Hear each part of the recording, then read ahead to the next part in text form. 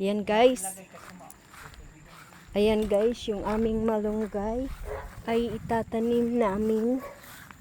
Inanuhan ko ng kape, kaya yung kamay ko mayroon pang mga kape yan, kape. Oh. Sabi kasi lagyan ng kape para maganda. Yan guys. Tatanim yan. Diyan di.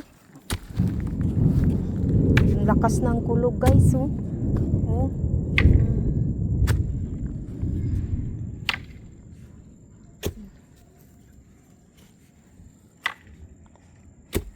Amoy kape ang aking kamay.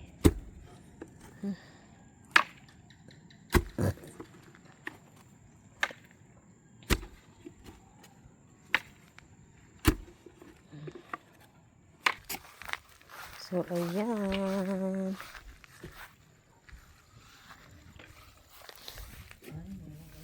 Ha? Anay? Ay, wag dyan. Dito na lang, doon na lang banda. Wag dyan, may anay pala.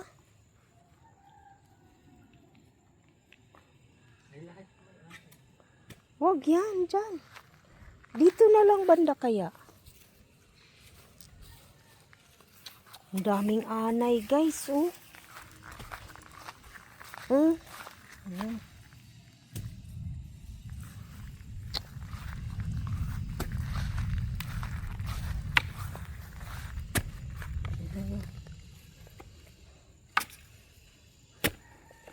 Dalawang yan, bonsai na malunggay.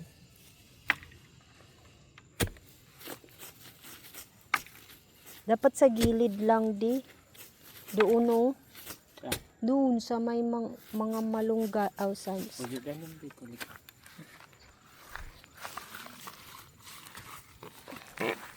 Uy. Binitbit ko yung isa guys. Ayan. Hala pala, nandito pala sa kabila kong kamay. So ayan guys, binaligtad ko kasi yung kamay ko na isa. Mabigat. Masakit. Ha? Patay tayo dyan. Ubi naman yung nadali. Hala. Hala, malaki na. Ay, ano mo, tanim mo ulit. Hala. Oh, para siyang patay pero no? Buhay. Hala, sabihan ko pala si Inday. Nasabi niya na matay daw yung ubi.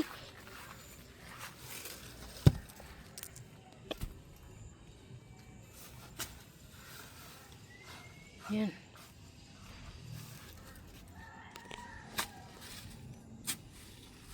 Bonsai na malunggay.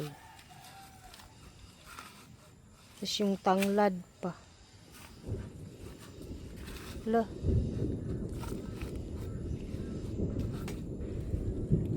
Huwag ka ng mga plastic doon eh. Kasi lalagyan natin itong plastic para hindi mabulok. So sayang. Pwede pa ito itanim, di ba? Ha? Pwede pa yan itanim? Itanim mo muna. So ayan, nagdala ko ako ng plastic para dito sa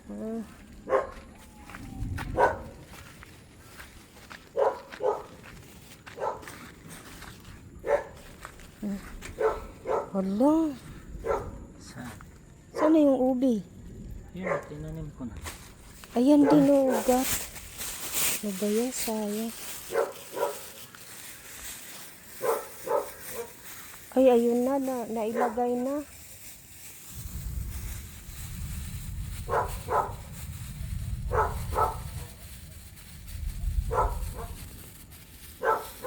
Yan, para bonsai siya na malunggay.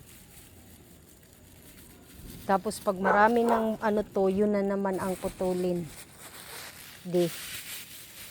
Tulin natin yun di.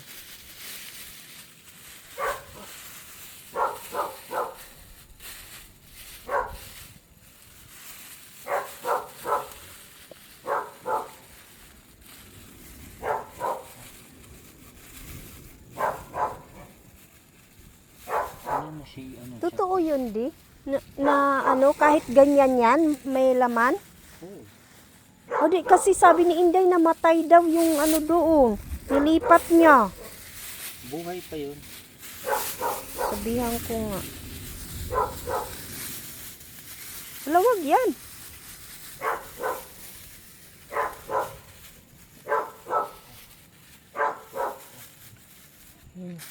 Kasunod tanglad naman. Kasi yung tanglad sayang. Wala tayo kailangan mag ano tayo ng tanglad. Diyan banda di para hindi magalaw-galaw. Saan? Doon. Ang galing na yan. Ha? Yung kalabasa. Nasaan ba rin yung mga pananim para maglagay tayo ulit ng pipino at saka ano, sitaw. Mayroon akong binili noon na sitaw ah. Ha? May binili akong sitaw. Para ilagay natin ulit doon.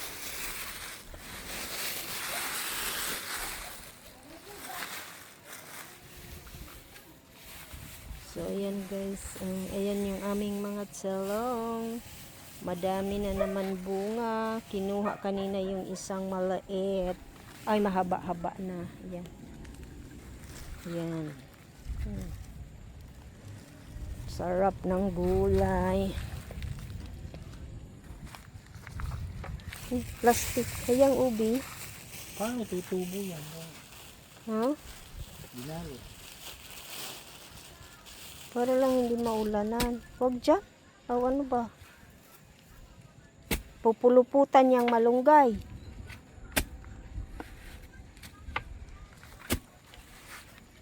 Hindi pa yan pwede di. Kainin.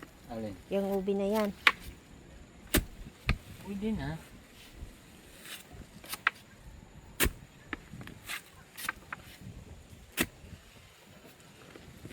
Saan ko kaya ilalagay yung tanglad? Huwag yung sa may tubig. Dito nga banda. Wala, baliktad man yun. Ganyan yun? Wala, ganun pala yun. Ito nasaan kayang puno niya? May laman na yan. Tagalin mo. Akin na yung ano. Putol na oh.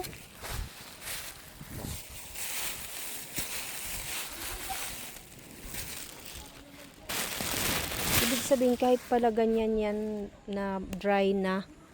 Ibig sabihin mayroon pa pala yan. Di ba nandun nagkalawit-kalawit yung mga ubi?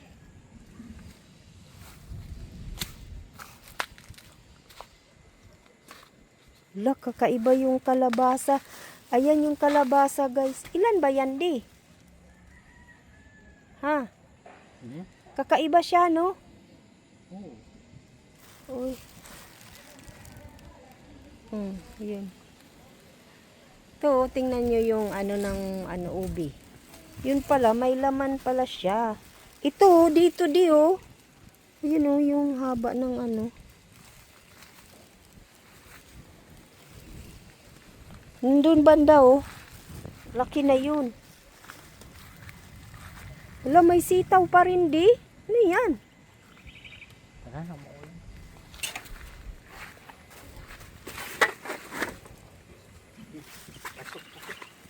Si ano? Yun na sa loob. Ayun oh, kakaiba yung ano, kalabasa. Isa lang puno lang yan di? Dalawa. Dalawa. Tingnan nyo guys, so yung kalabasa na yellow, kakaiba siya, hindi gaya nung ano. Hawakan mo nga di. Ito dapat vitamin na rin tong grapes, pero doon dapat doon. Ayan guys, oh. Ayan na yung kalabasa, kakaiba siya. Ibang variety niya. Oh, diba? Ano to? Ano to? Tinanim.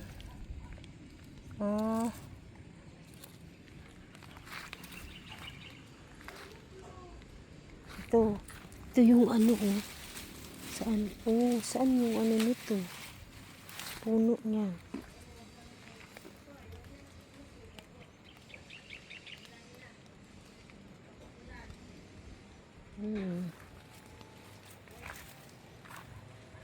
Nilinisan. Sa aming grapes. Ang aming grapes. Tapos yung kamatis. Hindi maganda yung ano ng kamatis. Binubutas. Yun na, umuulan na. Aray. Aray ko, wait lang. Umuulan na, Loring! Ha? Oh. Yan na.